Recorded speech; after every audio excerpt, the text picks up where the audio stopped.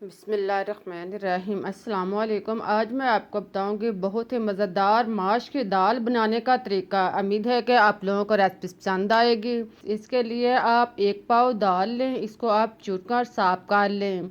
इसके अंदर से कोई कैंकर वगैरह हो या कोई भी चीज़ हो तो आप इसको निकाल लें और इसे अच्छी तरह साफ कर लें। इसके बाद आप इसमें पानी डालें और इसको आप अच्छी तरह भिगो लें। आप देख रहे हैं कि दाल जो है वो ऊपर पानी के ऊपर तैरना शुरू हो चुकी है। आप इसको हाथ के साथ अच्छी तरह भिगोएं और फिर आप इसका 2 से 3 दफ़ा पानी चेंज करें ताकि इससे गिद्दो गुबार जो है वो अच्छी तरह साफ़ हो जाए। आप इसको भिगोकर 20 मिनट के लिए रख दें। इसके बाद आप कढ़ाई या देगची जिसमें भी आपने दाल बनानी है, इसमें 2 चम्मच घी डालकर इसे गर्म कर लें और फिर आप इसमें साबुत लहसुन डालकर इसको ब्राउन कर लें। लहसुन को आप चम्मच लाते रहें और इसको आप अच्छी तरह ब्राउन कर लें। जब लहसुन का कलर चेंज हो जाए तो आप इसमें भीगी हुई दाल जो हमने पहले भिगोकर रखी हुई थी वो इसमें शामिल करें। दाल डालने के बाद आप इसी बर्तन में थोड़ा सा पानी डालकर दोबारा से इसके अंदर शामिल करें। फिर आप मज़ीद इसमें 1 गिलास पानी डालें ताकि दाल जो है वो अच्छी तरह नरम हो जाए, गल जाए।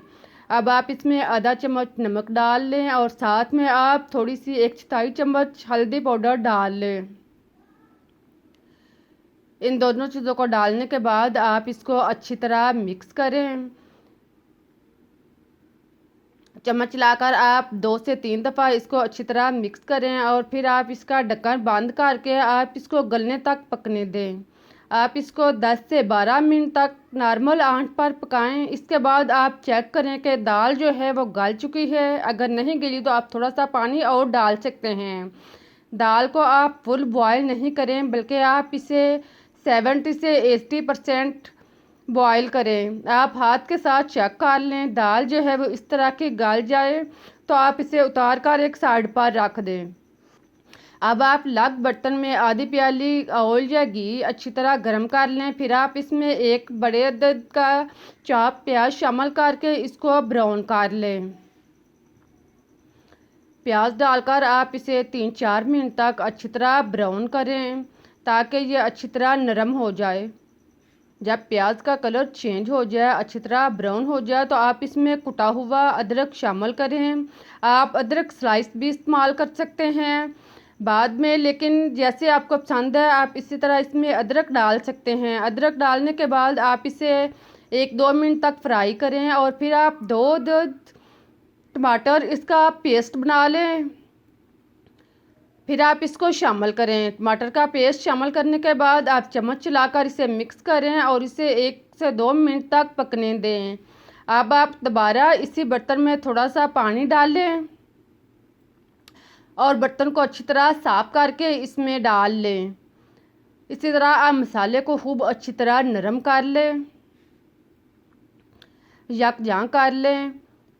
जितना मसाले को अच्छी तरह फ्राई करेंगे इतना ही दाल जो है वो मज़े की बनेगी। फिर आप इसमें सुरख मिर्च पीसी हुई 1 चम्मच, हल्दी पाउडर 1/4 चम्मच अगर आप चाहें तो डाल सकते हैं क्योंकि हल्दी पहले भी यूज़ की है। इसके बाद टेस्ट के मुताबिक नमक और फिर आप ज़ीरा पाउडर 1 चम्मच डालने के बाद आप 1.5 चम्मच खुश्क धनिया पाउडर डाल लें। इन सब चीज़ों को डालने के बाद आप इसको अच्छी तरह मिक्स कर लें। इनको आप 3-4 मिनट तक अच्छी तरह फ्राई करें। इसके बाद आप इसमें काली मिर्च आधा चम्मच डालकर मिक्स कर लें। काली मिर्च पिसी हुई डालने के बाद अब आप इसको खूब अच्छी तरह मिक्स करें और साथ में पानी लगा लें। मसाले को खूब अच्छी तरह फ्राई करें, यकजां करें। देखें जितना आप मसाला जो है वो अच्छा तैयार करेंगे इतना ही दाल का टेस्ट जो है वो बढ़ेगा। मसाला तैयार करते हुए आप साथ साथ पानी लगाते जाएं और साथ साथ चम्मच चलाते जाएं, इससे बेहतरीन मसाला तैयार होगा। इसके बाद आप इसमें उबली हुई दाल शामिल कर दें। दाल डालने के बाद आप इसको अच्छी तरह मिक्स कर लें। चम्मच चलाकर आप 2-3 मिनट तक इसको अच्छी तरह मिक्स करें। आप देखें दाल और पानी जो है वो अच्छी तरह मसाला जज़ब हो चुका है। अब आप कटी हुई हरी मिर्च 2 से 3 अदद बारीक काट कर इसमें शामिल करें और इसे मिक्स कर लें। हरी मिर्च को मिक्स करने के बाद इसके ऊपर ढक्कन दें और इसको लो आंच पर 5 से 7 मिनट तक पकने दें। 5 से 7 मिनट के बाद आप इसका ढक्कन ओपन करें, चम्मच चलाएं। आप देखें कि दाल जो है वो तैयार हो चुकी है। आप अपनी मर्ज़ी के मुताबिक शोरबा रख लें।